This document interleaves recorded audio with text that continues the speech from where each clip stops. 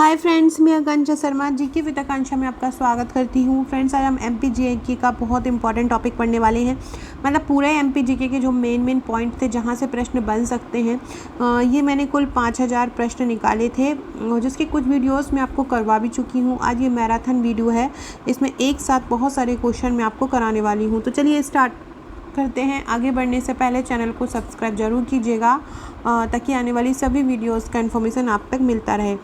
पहला आज का क्वेश्चन है, 1000वां यमुना से में मिलने वाली नदियाँ कौन कौन सी हैं। तो मध्य प्रदेश से ऐसी कौन कौन सी नदियाँ हैं जो यमुना में मिलती हैं।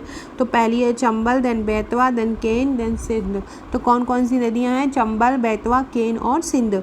नर्मदा नदी कहाँ से निकलती है? नर्मदा नदी मैकाल पर्वतमाला के अमरकंटक से निकलती है। कहाँ से? मैकाल पर्वतमाला के अमरकंटक से। नर्मदा नदी कितनी ऊंचाई से निकलती है? तो नर्मदा नदी 1057 मीटर की ऊंचाई से निकलती है। नर्मदा नदी कितनी ऊंचाई से निकलती है? 1057 मीटर की ऊंचाई से। किस दिशा में बहती है नर्मदा नदी? पूरब से पश्चिम दिशा में। नर्मदा नदी कहाँ जाकर गिरती है? खंबात की खाड़ी में, मतलब अरब सागर में।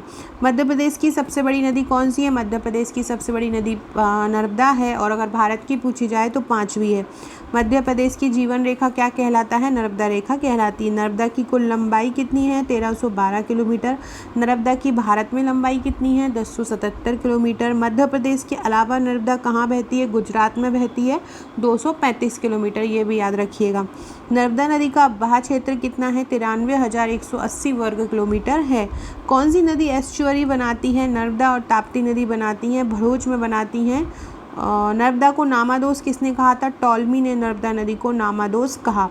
मैकाल सुता, सोमा देवी तथा रेमा किस नदी के नाम है? मैकाल सुता, सोमा देवी तथा रेवा नर्मदा के नाम है। नर्मदा नदी उत्तर में किस जिले को घेरते हुए मुड़ती है? मंडला को। दुग्धधारा और कपिल धारा और धुआंधार जलप्रपात कौन सी नदी पे बनते हैं? तो नर्मदा नदी पर बनते हैं। अमरकंटक से 8 किलोमीटर दूर पर कपिल धारा बनता है, 100 किलोमीटर आगे पर दुग्धधारा बनता है, और जबलपुर जिले में 15 मीटर ऊंचा धुआंधार जलप्रपात बनता है। फ्रेंड्स, डिस्क्रिप्शन बॉक्स में आपको हमारे व्हाट्सएप और टेलीग्राम ग्रुप का लिंक मिल जाएगा, फेसबुक, इंस्टाग्राम का लिंक मिल जाएगा। तो वहाँ पर आप जुड़ जाइएगा, वहाँ आपको इम्पोर्टेंट PDFs वीडियोस मिलते रहेंगे। नेक्स्ट है, मंदहार तथा दर्दी प्रपात कौन बनाता है? नर्मदा नदी बनाती है। सहस्त्रधारा जलप्रपात कौन सी नदी बनाती है? नर्मदा नदी बनाती है, महेश्वर के पास। नर्मदा से बाएं तट पर मिलने वाली कौन सी नदियां हैं? तो वो हैं वरनार, बंजर, दूधी, सक्कर, सेर तवा, छोटी तवा, खुंदी देव और गाई। दाएं तट पर मिलने वाली नदियां कौन सी हैं? हिरन, तिनगोनी, वरना, चंद्रशेखर, मान, ऊटी, हथनी और कौनर। भारत के उत्तरी और दक्षिणी भागों के बीच विभाजक रेखा कौन सी है? नर्मदा नदी। फ्रेंड्स, ये जो क्वेश्चन देख रहे हैं, ये टोटल 5000 प्रश्न हैं, जो आपको हमारे प्रीलिम्स के अगर आप नोट्स लेते हैं तो उसके साथ आपको ये बुकलेट 5000 क्वेश्चन की मिल जाती है। इसमें पूरा एमपी का हर क्षेत्र, जितने भी एमपी के भाग होते हैं, ये पूरा क्षेत्र एमपी का बहुत आसान तरीके से कवर किया गया है। इसी तरह से पूरे 5000 वन लाइनर फैक्ट कवर किए हैं। अगर आप चाहते हैं इसकी सॉफ्ट कॉपी लेना, तो आपको ये सॉफ्ट कॉपी में भी उपलब्ध हो जाएगा, जिसकी लिंक आपको डिस्क्रिप्शन बॉक्स में मिल जाएगी। साथ में आप मुझे व्हाट्सएप करके भी इसको परचेस कर सकते हैं, और हमारे प्री के नोट्स के साथ भी ये आपको निःशुल्क आएंगे। इंदिरा सागर बांध तथा सरदार सरोवर बांध किस नदी पर है? नर्मदा नदी पर है। चंबल नदी का पौराणिक नाम क्या है? चंबल नदी को चरमावती कहते थे। चंबल नदी कहाँ से निकलती है? महू के पास जानापाव पहाड़ी से 616 मीटर की ऊंचाई से चंबल नदी निकलती है। मध्य प्रदेश की दूसरी लंबी नदी कौन सी है? चंबल नदी है। चंबल नदी किस में जाकर मिल जाती है? चंबल नदी उत्तर प्रदेश के इटावा में जाकर मिल जाती है, और उत्तर प्रदेश के इटावा से ये 38 किलोमीटर दूर यमुना में मिलती है। इटावा में जाती है चंबल में, ये चंबल नदी जो है उत्तर प्रदेश के, और 38 किलोमीटर इटावा से जाकर यमुना में मिल जाती है। यमुना से दक्षिण में मिलने वाली सबसे बड़ी नदी कौन सी है? तो यमुना से दक्षिण में मिलने वाली सबसे बड़ी नदी कौन सी है? चंबल नदी है। यमुना से दक्षिण में मिलने वाली सबसे बड़ी नदी कौन सी है? चंबल नदी है। चूलिया जलप्रपात कौन सी नदी बनाती है? चूलिया जलप्रपात चंबल नदी बनाती है। चूलिया जलप्रपात कौन सी नदी बनाती है? चूलिया जलप्रपात चंबल नदी बनाती है। कोटा मंडल में 18 मीटर ऊंचा ये जलप्रपात है। कहाँ पे है? कोटा मंडल में 18 मीटर ऊंचा ये जलप्रपात है। मंदसौर को कितने भागों में बांटती है चंबल नदी? मंदसौर को चंबल नदी 2 भागों में बांटती है। महाभारत में इसका वर्णन है। चंबल नदी जो है मंदसौर को 2 भागों में बांटती है, जिसका वर्णन महाभारत में किया गया है। चंबल नदी की कुल लंबाई कितनी है? 965 किलोमीटर है। चंबल नदी किन दो राज्यों के बीच सीमा बनाती है? चंबल नदी मध्य प्रदेश और राजस्थान के बीच सीमा बनाती है। चंबल नदी पर कौन कौन से बांध बनाए गए हैं? गांधी सागर बांध मंदसौर में, राणा प्रताप सागर बांध चित्तौड़ में है राजस्थान में, जवाहर सागर या कोटा बैराज जो बांध है वो राजस्थान के कोटा में बनाया गया है। ताप्ती नदी की लंबाई कितनी है? ताप्ती नदी की लंबाई 724 किलोमीटर है। ताप्ती नदी कहाँ से निकलती है? बैतूल जिले के मुल्ताई से निकलती है। सूर्य की पुत्री किसको बोला जाता है? ताप्ती नदी को बोला जाता है। नर्मदा के समांतर बहने वाली नदी कौन सी है? नर्मदा के समांतर ताप्ती नदी बहती है और ये पूरब से पश्चिम में बहती है। पूर्णा किसकी सहायक नदी है? पूर्णा ताप्ती की सहायक नदी है। पूर्णा किसकी सहायक नदी है? पूर्णा ताप्ती की सहायक नदी है। नेक्स्ट है बुरहानपुर किस नदी के तट पर बसा हुआ है? बुरहानपुर ताप्ती नदी के तट पर बसा हुआ है। बुरहानपुर किस नदी के तट पर बसा हुआ है? बुरहानपुर ताप्ती नदी के तट पर बसा हुआ है।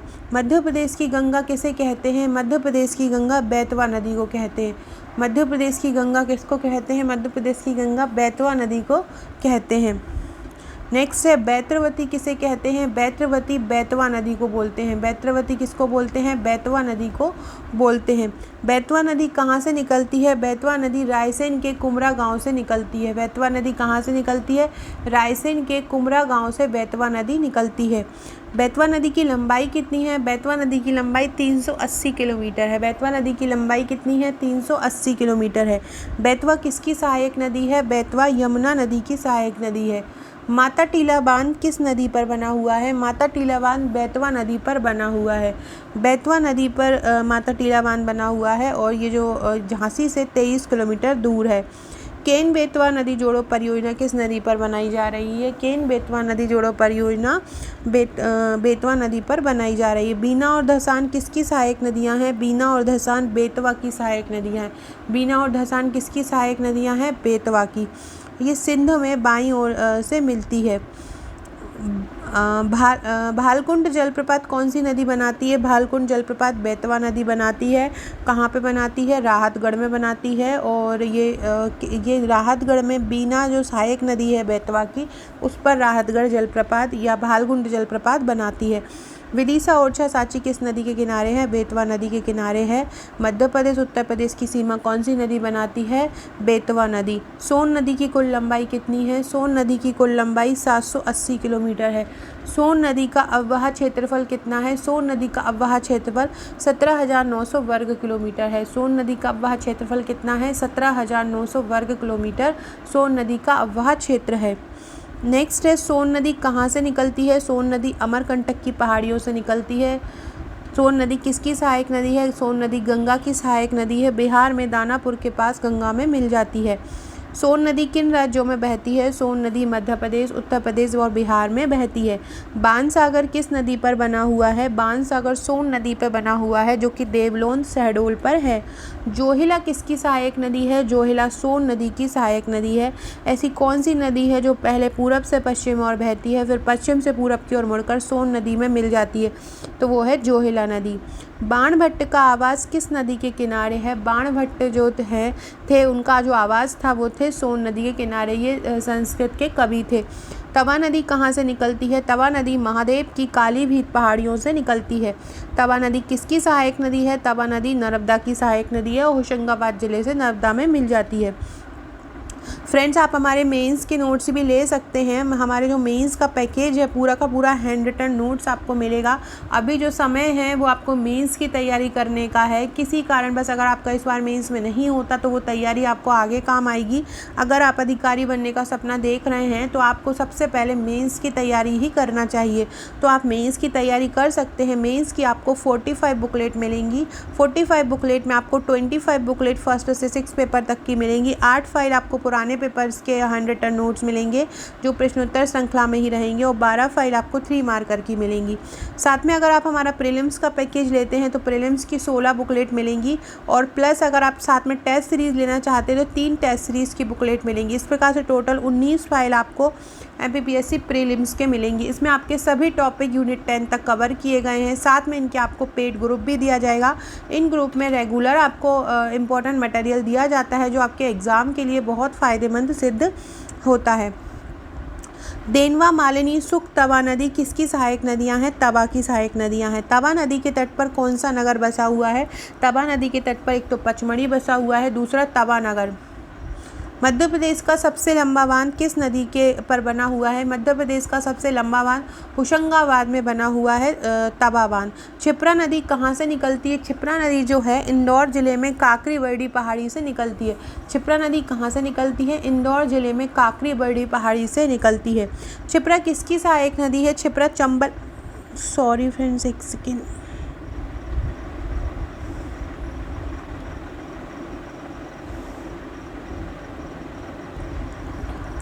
क्षिप्रा नदी इंदौर जिले में काकरी बरडी पहाड़ी से निकलती है। क्षिप्रा नदी किसकी सहायक नदी है? क्षिप्रा नदी चंबल की सहायक नदी। इसकी लंबाई कितनी होती है? 195 किलोमीटर। उज्जैन किस नदी के किनारे बसा हुआ है? उज्जैन किस नदी के किनारे बसा हुआ है? क्षिप्रा के किनारे। खान किसकी सहायक नदी है? खान किसकी सहायक नदी है? खान क्षिप्रा की सहायक नदी है। पार्वती नदी किसकी सहायक नदी है? पार्वती विंध्य कगार के उत्तरी ढाल से निकलती है, जो क्षिप्रा की सहायक नदी है और सीहोर से निकलती है। शाजापुर, राजगढ़, आष्टा शहर किस नदी के किनारे बसे हुए हैं? पार्वती नदी के किनारे। काली सिंध नदी कहाँ से निकलती है? देवास के बागली तहसील के विंध्याचल पर्वत से निकलती है। सोनकच्छ किस नदी के किनारे है? काली सिंध। काली सिंध की लंबाई कितनी है? 150 किलोमीटर। सिंध नदी कहाँ से निकलती है? सिंध नदी कहाँ से निकलती है? सिंध नदी निकलती है विदिशा जिले के सिरोंज से। सिंध नदी कहाँ से निकलती है? विदिशा जिले के सिरोंज से। सिंध किसकी सहायक नदी है? यमुना की। शिवपुरी दतिया किस नदी के तट पर बसे हुए हैं? शिवपुरी दतिया सिंध नदी के तट पर बसे हुए हैं। केन किसकी सहायक नदी है? केन यमुना की सहायक नदी है।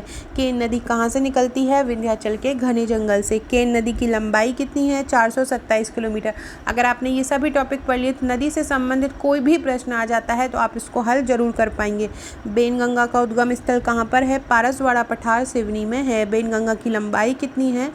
450 मीटर इसकी लंबाई है, किलोमीटर। बेनगंगा और वर्धा का संगम स्थल क्या कहलाता है? प्राणहिता कहलाता है और ये महाराष्ट्र में है। दक्षिण की ओर बहने वाली नदी कौन सी है? बेनगंगा है। मध्य प्रदेश की ऐसी नदी जो दक्षिण की ओर बहती है कौन है? बेनगंगा है।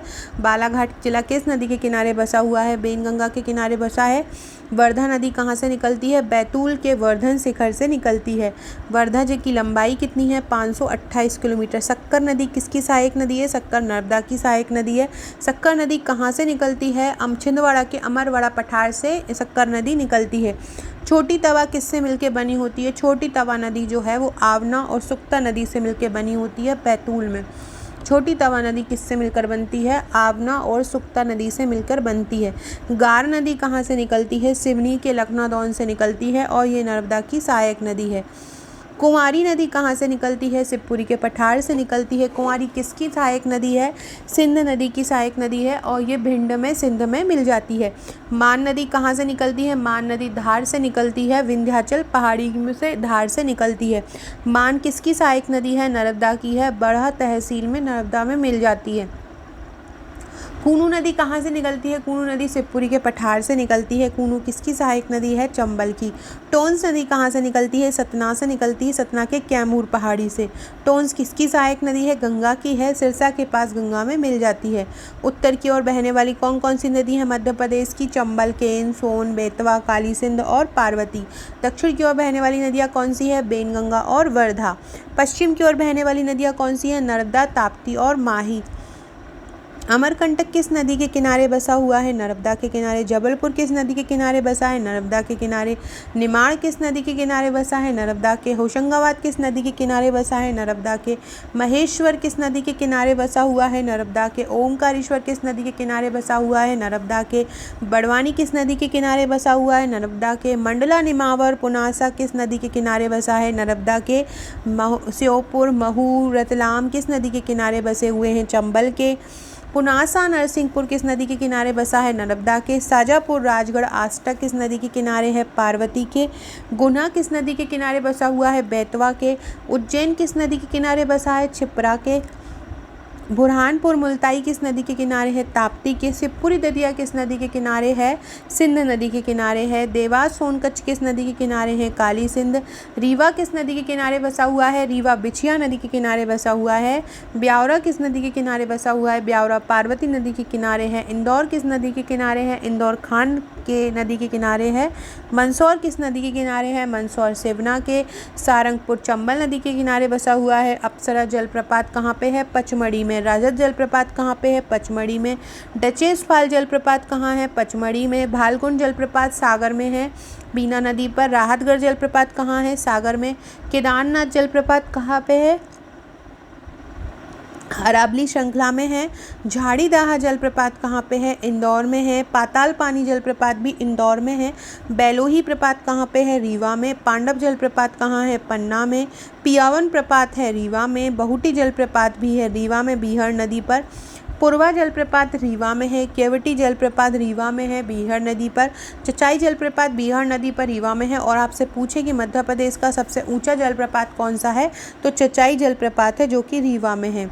नेक्स्ट क्वेश्चन है, चूलिया जलप्रपात कहाँ पे है? चंबल नदी पर, भैंसोगढ़ में है। मध्य प्रदेश में जीडीपी में कृषि का योगदान कितना है? 21.39% है। मध्य प्रदेश का कुल कृषि क्षेत्र कितना है? 147.90 लाख हेक्टेयर है। कृषि क्षेत्र का कुल क्षेत्रफल का कितना प्रतिशत है? कृषि क्षेत्र जो मध्य प्रदेश का कुल क्षेत्रफल है भूमि का कितना प्रतिशत है? 49% है। 2012-13 में कृषि विकास दर कितनी प्रतिशत रखी गई थी? 19.85% 2012-13 में रखी गई थी। 2013-14 में कृषि विकास दर कितनी रखी गई? 24.99। 2018-19 में 19.80। फसल के क्षेत्र में विकास दर कितनी है? 25.81%। वर्ष 2018 में कुल वर्षा 1037.6 mm। मध्य प्रदेश के कितने भूभाग पर कृषि की जाती है? 49%। मध्य प्रदेश कृषि भूमि देश की कुल कृषि भूमि का कितना प्रतिशत है? 9%। मध्य प्रदेश कृषि भूमि देश की कुल कृषि भूमि का कितना है? 9% है। समस्त फसलों के अंतर्गत कुल बोया क्षेत्रफल कितना है? 221.49 लाख हेक्टेयर। शुद्ध बोया गया क्षेत्रफल कितना है? शुद्ध बोया गया क्षेत्रफल है 152.23 लाख हेक्टेयर। द्विफसलीय क्षेत्रफल कितना है? 69.26 लाख हेक्टेयर। खरीफ की फसल कितने क्षेत्रफल पे मध्य प्रदेश में बोई जाती है? 72%। रबी की फसल मध्य प्रदेश में कितने क्षेत्रफल पर बोई जाती है? 63%। मध्य प्रदेश में कृषि जोतों की संख्या कितनी है? मध्य प्रदेश में कृषि जोतों की संख्या है 73.60 लाख हेक्टेयर। मध्य प्रदेश में कितने जोतों का आकार 0.5 से 2 हेक्टेयर है? तो 62%। कितने प्रतिशत जोतों का आकार मध्य प्रदेश में 2 हेक्टेयर से 4 हेक्टेयर तक है? 20.7%। फ्रेंड, वीडियो अच्छा लगे तो लाइक ज़रूर कर दीजिएगा। मध्य प्रदेश में कितने जोतों का आकार 4 हेक्टेयर से अधिक है? 17.3%। मध्य प्रदेश में औसत जोत का आकार कितना है? 2.2 हेक्टेयर। मध्य प्रदेश में कृषि को उपलब्धता कितनी है? 2 हेक्टेयर है। सर्वाधिक कृषि जोत का आकार किस जिले में है? सबसे ज़्यादा कृषि जोत हरदा में है। सबसे ज़्यादा कृषि जोत कहाँ पर है? हरदा में है, 5.6 हेक्टेयर। न्यूनतम कृषि जोत का आकार मध्य प्रदेश में कितना है? 1.5 हेक्टेयर है, कटनी और नीमच में। मध्य प्रदेश का खाद्यान्न उत्पादन में कौन से स्थान पर है? तीसरे स्थान पर है। देश के कुल खाद्यान्न उत्पादन का मध्य प्रदेश में कितना होता है? 10.2 हेक्टेयर होता है। भारत में सर्वाधिक क्षेत्रफल पर किसकी खेती की जाती है? चावल की। मध्य प्रदेश में सर्वाधिक उत्पादन किस फसल का होता है? गेहूं का। सबसे अधिक सोयाबीन उत्पादन करने वाला राज्य कौन सा है? मध्य प्रदेश है। मध्य प्रदेश में देश का कितना प्रतिशत सोयाबीन उत्पादित होता है? 62% होता है। चना, अलसी, तिलहन उत्पादन में मध्य प्रदेश प्रथम स्थान पर कौन सा राज्य है? मध्य प्रदेश। उनालू किस फसल को कहा जाता है? रबी की फसल को। खरीफ की फसल को क्या कहा जाता है? सियालू। चावल के उत्पादन में मध्य प्रदेश का कौन सा स्थान है? छठवां है। चावल उत्पादन में प्रथम स्थान पर कौन सा है? पश्चिम बंगाल और उत्तर प्रदेश। मध्य प्रदेश के कितने भूभाग पर चावल की खेती की जाती है? 47 लाख हेक्टेयर। मध्य प्रदेश के कितने प्रतिशत मध्य प्रदेश का चावल का प्रति हेक्टेयर उत्पादन कितना है? 1182 किलो। चावल के लिए वर्षा कितनी ज़रूरत है? 75 से 127 सेंटीमीटर। धान अनुसंधान केंद्र कहाँ पर है? बड़वानी में। मध्य प्रदेश की प्रमुख खाद्य फसल कौन सी है? गेहूँ। मध्य प्रदेश का गेहूं उत्पादन में कौन सा स्थान है? पंजाब के बाद दूसरा। देश के गेहूं उत्पादन का कितना प्रतिशत मध्य प्रदेश में होता है? 11%। प्रदेश के कितने भाग पर गेहूं की खेती होती है? 5260.57 हेक्टेयर। फ्रेंड्स, मैं ही सोच रही हूँ कि एक कोर्स में स्टार्ट करूँ जिसमें हमारा जो पूरा मध्य प्रदेश है, मैं डेली एक टॉपिक पूरा कंप्लीट कराऊँ। जैसे कि हमने फर्स्ट टॉपिक लिया है मध्य प्रदेश परिवहन, उस मध्य प्रदेश परिवहन का टॉपिक कराऊँ और फिर उसके ऑब्जेक्टिव। फिर सेकेंड, जैसे कि हमने मध्य प्रदेश का खेल ले लिया या मध्य प्रदेश की शिक्षा ले ली, मध्य प्रदेश का भूगोल ले लिया, भौगोलिक संरचना, मध्य प्रदेश की रियासतें, मध्य प्रदेश का इतिहास। आप अगर टॉपिक वाइज पढ़ना चाहते हैं मध्य प्रदेश की डेली क्लासेस, तो आप लोग मुझे कमेंट कीजिएगा। ज़्यादा लोग कमेंट करेंगे तो मैं उस पर वीडियोस बनाना स्टार्ट करूँगी। गेहूं की डलिया किसे कहा जाता है? मालवा को कहा जाता है। 2018-19 में मध्य प्रदेश में गेहूं का उत्पादन 10.12 करोड़ टन रहा। मध्य प्रदेश की दूसरी महत्वपूर्ण फसल है ज्वार। गेहूं के बाद सबसे अधिक उत्पादन किसका होता है? ज्वार का। ज्वार उत्पादन में मध्य प्रदेश का देश में कौन सा स्थान है? चौथा है। ज्वार का सर्वाधिक उत्पादन कहाँ पे होता है? खरगोन, शाजापुर और उज्जैन में होता है। मध्य प्रदेश में ज्वार का प्रति हेक्टेयर उत्पादन कितना होता है? 1416 किलो होता है। कितना? 1416 किलो। चना उत्पादन में मध्य प्रदेश देश का कौन सा स्थान है? चना उत्पादन में पहले स्थान पर है और विदिशा में सबसे ज़्यादा होता है। देश के कुल उत्पादन का कितना चना मध्य प्रदेश में होता है? 37%। मध्य प्रदेश में सर्वाधिक चना उत्पादन कहाँ होता है? विदिशा में होता है। सर्वाधिक सोयाबीन उत्पादन वाला राज्य कौन सा है? मध्य प्रदेश है। देश का कितना प्रतिशत सोयाबीन मध्य प्रदेश में होता है? 59%। सर्वाधिक सोयाबीन मध्य प्रदेश में कहाँ पे होता है? तो उज्जैन में होता है। सर्वाधिक सोयाबीन मध्य प्रदेश में कहाँ होता है? उज्जैन में होता है। राष्ट्रीय सोयाबीन अनुसंधान संस्थान केंद्र कहाँ पर है? इंदौर में है। मध्य प्रदेश में सोयाबीन का उत्पादन कितना होता है? 56.55 लाख हेक्टेयर। सर्वाधिक सोयाबीन कहाँ उत्पादित होता है? किस क्षेत्र में? मालवा में। प्रति हेक्टेयर उत्पादन सोयाबीन का कितना है? 1109 किलो है। अरहर उत्पादन में मध्य प्रदेश का कौन सा स्थान है? प्रथम। अरहर का सर्वाधिक उत्पादन कहाँ होता है? मध्य प्रदेश प्रथम है अरहर के उत्पादन में और ये नरसिंहपुर में सबसे ज़्यादा होता है। अलसी उत्पादन का देश में कौन सा स्थान है? प्रथम है। देश का कितना प्रतिशत अलसी मध्य प्रदेश में होता है? 38% अलसी देश का मध्य प्रदेश में होता है। सरसों उत्पादन का मध्य प्रदेश में कौन सा स्थान है? चौथा स्थान है। सर्वाधिक सरसों का उत्पादन किस जिले में होता है? मुरैना, भिंड में होता है। मध्य प्रदेश की प्रमुख नकदी फसल कौन सी है? कपास है। मध्य प्रदेश का कपास उत्पादन में स्थान कौन सा है? 5वां। निमाड़ को किस रूप में और जाना जाता है? सफ़ेद सोने के रूप में जाना जाता है। सर्वाधिक मूंगफली का उत्पादन कहाँ होता है? खरगोन में होता है। गन्ने की फसल के लिए कितना तापमान होना चाहिए? 23 से 30 डिग्री सेल्सियस होना चाहिए। गन्ने का सर्वाधिक उत्पादन कहाँ होता है? मध्य प्रदेश में, नरसिंहपुर में। कितने क्षेत्रफल पर गन्ने की खेती होती है? 1 लाख हेक्टेयर क्षेत्रफल पे होती है। मध्य प्रदेश के अफीम उत्पादक जिले कौन से हैं? मंदसौर और नीमच हैं। मध्य प्रदेश में गांजा कहाँ पे मिलता है? खंडवा और बुरहानपुर में। बाजरा उत्पादन में मध्य प्रदेश का कौन सा स्थान है? तो याद रखिए, बाजरा 7वें स्थान पर है। जौ उत्पादन में मध्य प्रदेश का कौन सा स्थान है? 5वां। मध्य प्रदेश में फसलों को क्षेत्रीय विभाजन के आधार पर कितने भागों में बांटा है? 8 भागों में बांटा है। मध्य प्रदेश में प्याज सर्वाधिक कहाँ होता है? खंडवा में होता है। आलू सर्वाधिक कहाँ होता है? इंदौर में होता है। इंदौर में सबसे ज़्यादा होता है। फ्रेंड्स, डिस्क्रिप्शन बॉक्स से व्हाट्सएप और टेलीग्राम ग्रुप से ज़रूर जुड़ जाइएगा। फेसबुक, इंस्टा से भी जुड़ जाइएगा। ये नोट्स अगर आप लेना चाहते हैं, हमारे MPPSC के प्री इसी प्रकार से तैयार किए गए हैं, तो आप मुझे व्हाट्सएप करके ले सकते हैं। इंस्टा मुझे पर भी कुछ नोट्स डले हुए हैं, वहाँ से भी कुछ नोट्स आप परचेस करके देख सकते हैं। बाद में आप मुझसे व्हाट्सएप करके और भी पूरा मेरा मेंस का पूरा पैकेज ले सकते हैं और मेंस और प्री की 68 बुकलेट का भी पैकेज ले सकते हैं। मध्य प्रदेश में अलसी सर्वाधिक कहाँ पे होता है? अलसी रीवा, सीधी और छतरपुर में होता है। मध्य प्रदेश में गेहूं सर्वाधिक कहाँ होता है? होशंगाबाद और विदिशा में। चावल कहाँ होता है? बालाघाट और मंडला में। मक्का सर्वाधिक कहाँ होता है? मक्का सर्वाधिक होता है छिंदवाड़ा और झाबुआ में। ज्वार सर्वाधिक कहाँ होता है? खरगोन और बड़वानी में। तिल सर्वाधिक कहाँ होता है? सीधी और छतरपुर में। मध्य प्रदेश को कृषक कल्याण विभाग द्वारा कितने जोन में बांटा है? 5 प्रमुख कृषि क्षेत्रों में बांटा है। प्रदेश की जैविक नीति को सरकार द्वारा कब मंजूरी दी गई? 29 मई 2011 को दी गई। कृषि अभियांत्रिकी अनुसंधान केंद्र कहाँ पर है? भोपाल में है। कृषि अभियांत्रिकी विश्वविद्यालय कहाँ पर है? जबलपुर में है। नेक्स्ट है कृषि अभियांत्रिकी अनुसंधान केंद्र कहाँ पे है? भोपाल में। जवाहरलाल नेहरू कृषि विश्वविद्यालय कहाँ पर है?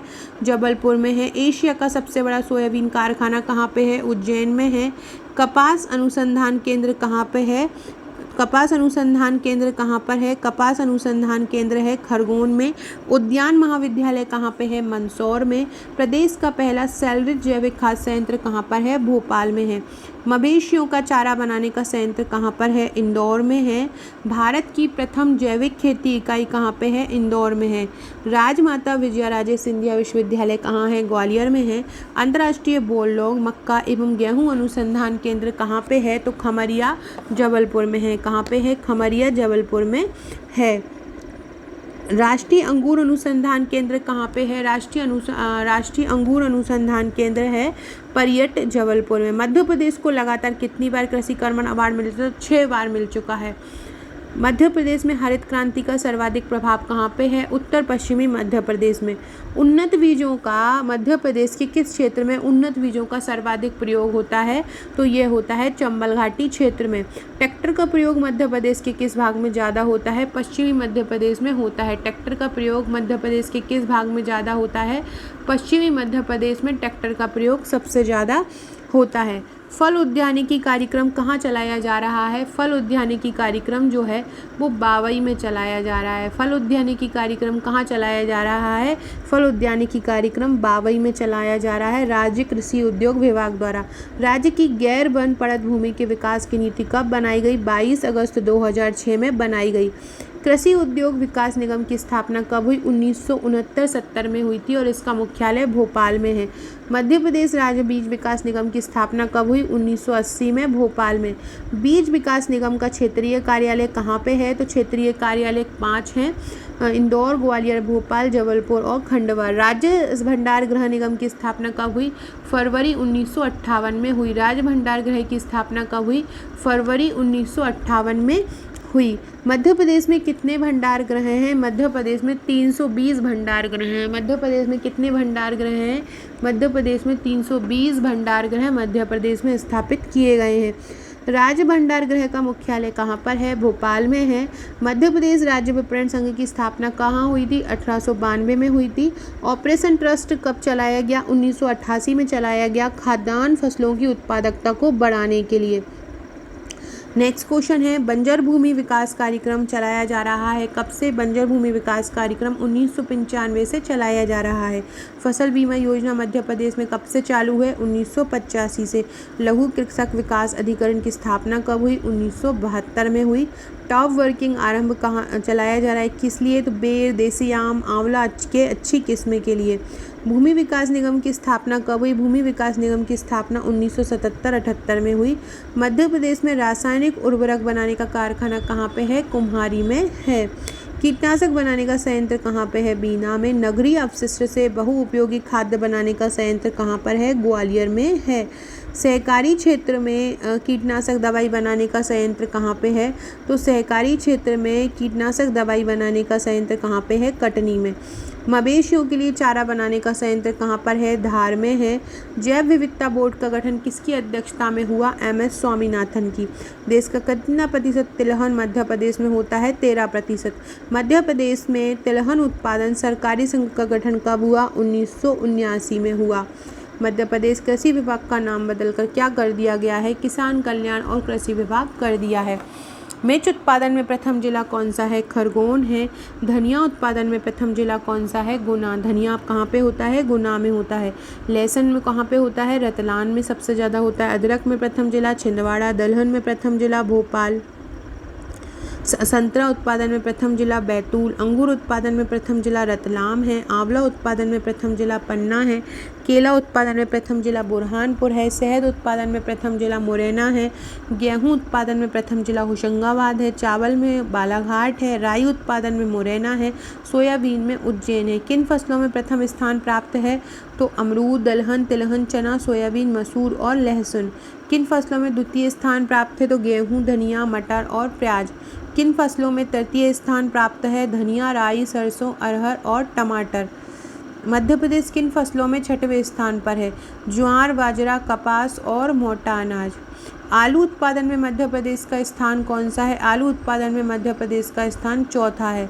2011 में मध्य प्रदेश की जनगणना कौन सी थी? 2011 जो मध्य प्रदेश की जनगणना है वो 6वीं थी। मध्य प्रदेश की जनगणना निदेशक कौन थे? सचिन सिन्हा थे। मध्य प्रदेश जनगणना कार्यालय कहाँ पर है? भोपाल में है। मध्य प्रदेश जनघनत्व राज्यों में मध्य प्रदेश का कौन सा स्थान है? 17वां। जनघनत्व में ओवरऑल राज्यों में मध्य प्रदेश का स्थान कौन सा है? 23वां है। साक्षरता में मध्य प्रदेश का स्थान कौन सा है? 28वां। पुरुष साक्षरता में मध्य प्रदेश का स्थान कितना है? 27वां और 78% साक्षरता है। महिला साक्षरता में मध्य प्रदेश का स्थान कौन सा है? 28वां है और 58% साक्षरता है। एससी जनसंख्या का मध्य प्रदेश में स्थान 8वां है और एससी जनसंख्या का प्रतिशत में अगर योगदान देखा जाए तो 17वां है। एसटी का मध्य प्रतिशत और जनसंख्या में स्थान प्रतिशत में 13 है और स्थान में है प्रथम। मध्य प्रदेश का नगरीय जनसंख्या और प्रतिशत में कौन सा स्थान है? जनसंख्या में 8वां है और प्रतिशत में 22वां है। प्रदेश में ग्रामीण जनसंख्या वृद्धि दर कितनी रही है? प्रदेश में ग्रामीण जनसंख्या वृद्धि दर रही है 18.42%।